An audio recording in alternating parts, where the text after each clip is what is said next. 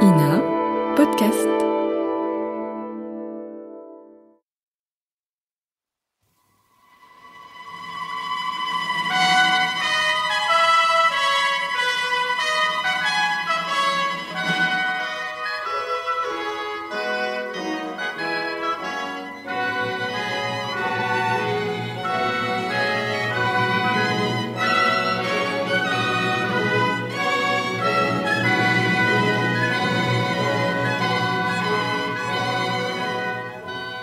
La radiodiffusion française présente Les aventures d'Ulysse, d'après l'Odyssée. Un film radiophonique d'André Fregnault, réalisé par Guy Delaunay.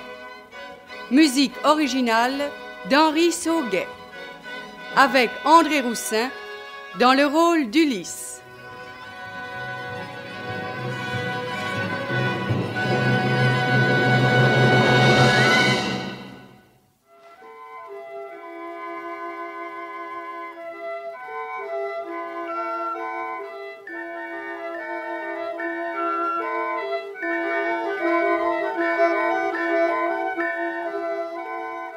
L'aurore se leva du lit qu'elle partageait avec le glorieux Titan pour apporter le jour aux dieux et aux mortels. Les dieux siégeaient autour de Zeus, celui qui tonne là-haut et qui est le plus fort. Athéna leur contait les chagrins d'Ulysse. Sa captivité chez la nymphe Calypso lui restait sur le cœur. Zeus, le Père, et vous tous, éternels, à quoi sert, dites-moi, d'être un monarque juste, accommodant, pieux, si l'on est aussi vite oublié que le pauvre Ulysse par les peuples qu'il a gouvernés avec tant de douceur? En récompense, le voici confiné dans une île, où la nymphe Calypso le retient bien malgré lui. Comment rentrerait-il d'ailleurs? Il n'a pas de vaisseau à rame, ni les hommes pour voguer sur le gros dos de la mer. Ce n'est pas tout. Voilà-t-il pas que l'on veut tuer son fils chéri, Télémaque, parti vers Pylos et Sparte pour s'enquérir du sort paternel? Ah, tu nous la bailles, belle, ma fille. Ne viens-tu pas de décider en ce moment même le retour d'Ulysse et sa vengeance? Pour Télémaque, je compte aussi sur ton habileté. Ramène Ulysse à Ithaque, indemne et sans qu'il ait rencontré le vaisseau des prétendants de sa femme. Hermès. Me voici, Seigneur. Hermès, mon fils, puisque tu es notre messager, cours informer Calypso, la nymphe aux belles boucles, de notre irrévocable décision. Nous voulons le retour d'Ulysse, car son destin est de revoir ceux qu'il aime et de rentrer sous le toit de sa haute maison. Va! Le temps de nouer mes sandales de course, ma baguette magique, en avant!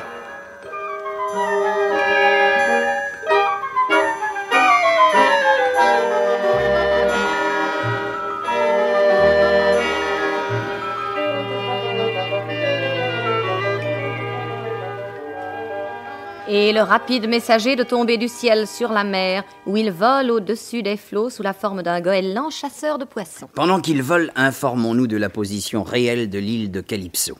En grec, Calypto signifie « je cache ». Les Phéniciens appelaient Hispania l'île de la cachette. Ulysse, depuis 7 ans, est caché captif dans les parages de l'Espagne et tout près de la rive africaine du détroit de Gibraltar. Une petite île couverte de prairies de Persie y porte aujourd'hui le nom espagnol de Pereril. Précision sans intérêt. Il est toujours intéressant de souligner l'exactitude chez un poète d'imagination.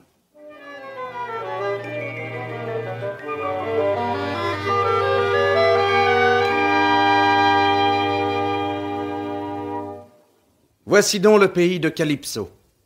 Elle a pris pour demeure cette grotte là-bas, parmi les aunes, les peupliers, les cyprès odorants où nichent les oiseaux de large envergure qui besognent sur la mer. Entrant ici, un immortel même ne peut rester insensible à tant de charme. Moi, j'entends la voix de la nymphe.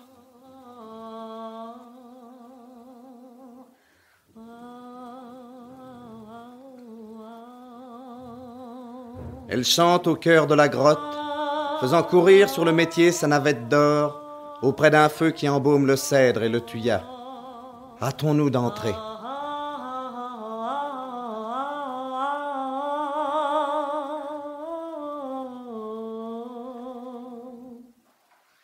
Je te reconnais, Hermès. Deux immortels, si loin l'un de l'autre qu'ils habitent, ne peuvent s'ignorer. Prends ce fauteuil verni et dis-moi ce qui t'amène. Je t'aime, je te vénère, mais tes visites sont rares. Si ton désir est réalisable, je me ferai un devoir de l'exaucer. Mais tout d'abord, je suppose qu'après un tel voyage, tu dois avoir besoin de te restaurer.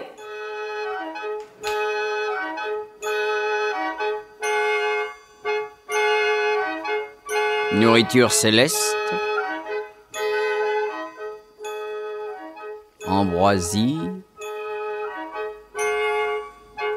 nectar.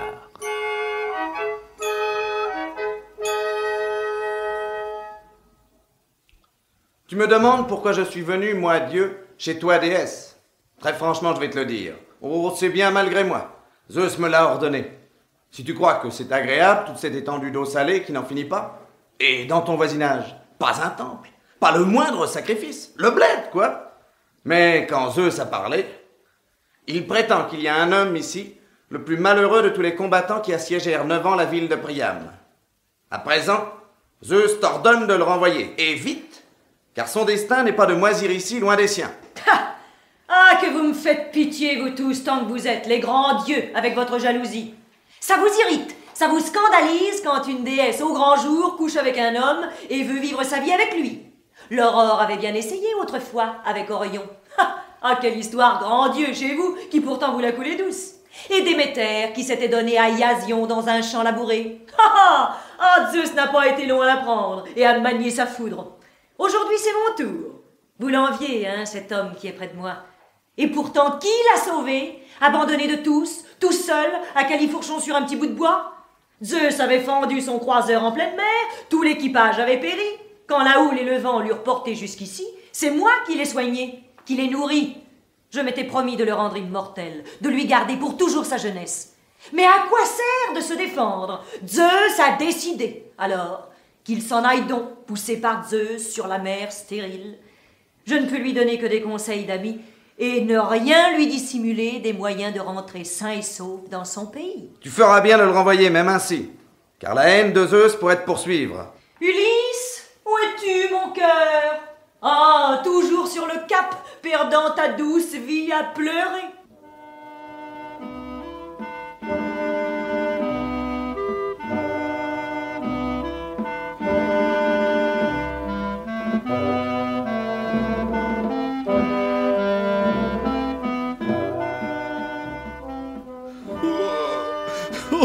J'en ai assez de la nymphe. J'en ai jusque-là. La nuit, pardi, il faut bien dormir sous la grotte. Et le reste, c'est elle qui commande. Moi, j'obéis à contre-cœur, Et toute la journée, je la passe ici à pleurer, à regarder vers l'est. Ulysse, mon pauvre Ulysse, ne pleure plus comme ça, tu te ferais mourir. Je suis prête maintenant à te laisser partir. Au travail, prends tes outils, abats de bonnes poutres et bâtis un large radeau. Moi, je le chargerai de pain, d'eau douce, de vin rouge. Je te donnerai aussi beaucoup de vêtements et je ferai souffler une brise arrière qui te ramènera sain et sauf au pays. Si du moins il plaît aux dieux de favoriser ton retour. Mon retour? C'est bien autre chose que tu mijotes, déesse. En me proposant cette balade en radeau sur le grand gouffre des mers, que nos vaisseaux les plus faits, les plus rapides n'affrontent pas, même avec la meilleure brise de Zeus à l'arrière. Eh bien non, je ne mettrai pas mon pied sur ton radeau de malheur, même si ça te déplaît. À moins... Mais tu voudras jamais. Dis toujours. À moins que tu me jures. Oh, mais là, que tu me jures ton grand serment de déesse de ne vouloir aucun mal au pauvre Ulysse. Ah, brigand, tu la connais, hein, la prudence et la façon de l'exprimer. Eh bien, terre, ciel, eau du Styx, soyez témoins. C'est le plus grand serment pour les immortels. Non, je n'ai contre toi aucun dessein pour ta perte. Tu le sais bien que mon cœur n'est pas de fer. Oh, je sais. Mais pour un mortel, le serment, c'est une formalité nécessaire. Non, j'ai juré. Allez, rentrons maintenant, il se fait tard. Pense à prendre des forces pour demain. À table! À table! Prends ce fauteuil verni et mange à ton gré.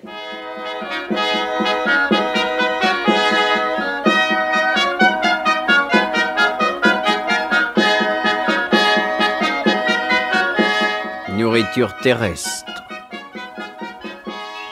Et toi? Moi, j'ai mon régime de déesse.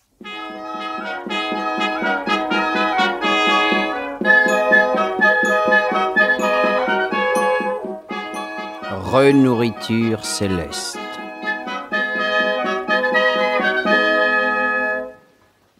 Ulysse, mon grand rusé, c'est donc bien vrai que tu veux rentrer chez toi? Et tout de suite? Ah. Bon voyage. Mais si tu savais... Ah, si tu pouvais savoir quelle peine t'attend encore avant de franchir le seuil de ta maison. Je crois bien que tu resterais tranquillement ici, près de moi, propriétaire et bientôt Dieu. Et ce, en dépit de ta rage de vouloir retrouver ta femme, pour qui tu gémis à longueur de journée. Et sans me flatter, je suis sûre d'être aussi mince et aussi bien faite qu'elle. Hein? Et même je ne crois pas convenable qu'une mortelle pût être comparée à une déesse. Bien sûr, Non. déesse, tu parles d'or. Je me le dis, va, tout ce que tu viens de dire, là, et que ma Pénélope, si sage, la pauvre, auprès de toi, c'est rien, et moins que rien. Ah. Elle se fanera, elle vieillira, une mortelle, quoi. Toi, ton miroir te dit que tu es belle et que tu seras belle éternellement. Et pourtant, tu vois comme je suis drôle. Mon seul désir de tous les jours est de rentrer là-bas et de la connaître à la maison la journée du retour. Si quelque dieu me la dispute cette journée et me fait naufrager sur la mer vicieuse, je tiendrai bon.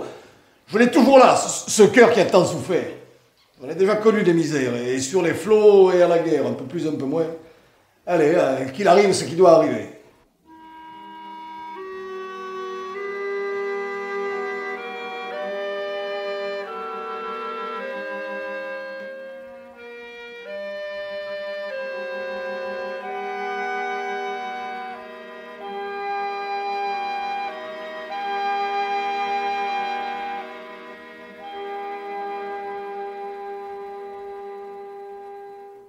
Ouais. Allez, assez parlé, Ulysse. Le soleil s'est couché. Faisons comme lui. Viens.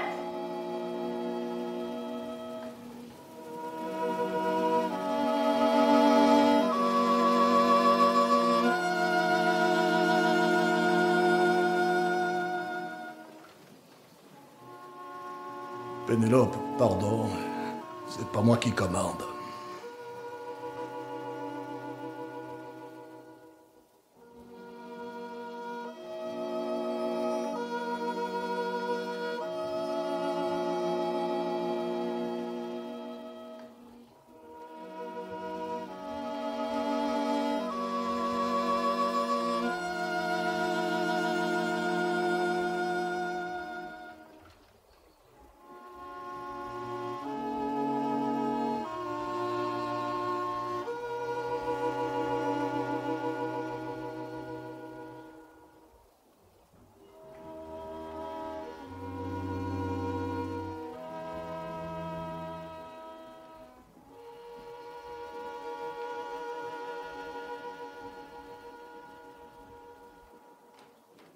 Vous venez d'entendre le premier épisode des aventures d'Ulysse, film radiophonique d'après l'Odyssée, avec, par ordre d'entrée en onde, Jacqueline Porel et Jean-Paul Coquelin, les récitants, Thérèse Marnet, Athéna, Jean Eusen, Zeus, Bernard Farel, Hermès, Nicole Verville, Calypso et André Roussin, Ulysse.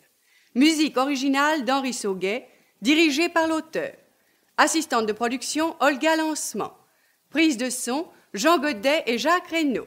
Collaboration technique, Charles Marié et Yves Le Rouzès. Bruitage, Gabriel de Rivage. C'était une production d'André Fregnaud, réalisée par Guy Delaunay.